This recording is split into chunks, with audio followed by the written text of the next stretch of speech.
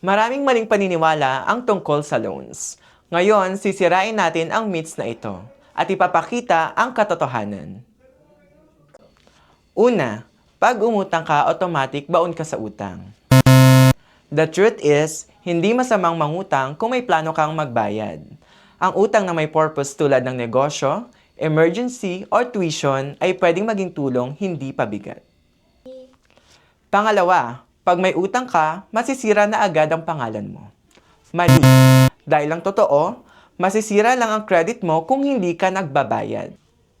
On-time payment is equal to good record. At kapag maayos ang record, pwede ka pang ma-approve ulit sa future. Pangatlo, lahat ng loan ay mataas ang interest. Hindi lahat. Depende ito sa lender, terms at payment schedule. Kaya mahalagang basahin ang terms bago pumirma. Pang-apat, pag nag-loan ka, ibig sabihin, broke ka? Hindi ganon.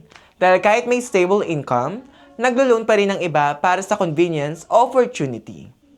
Smart borrowing is about strategy, not a status. Sa Mr. Cash, naniniwala kami na ang tamang kaalaman ay susi sa smart borrowing.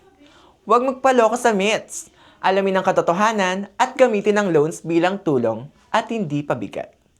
Kaagapay mo sa buhay, Mr. Cash.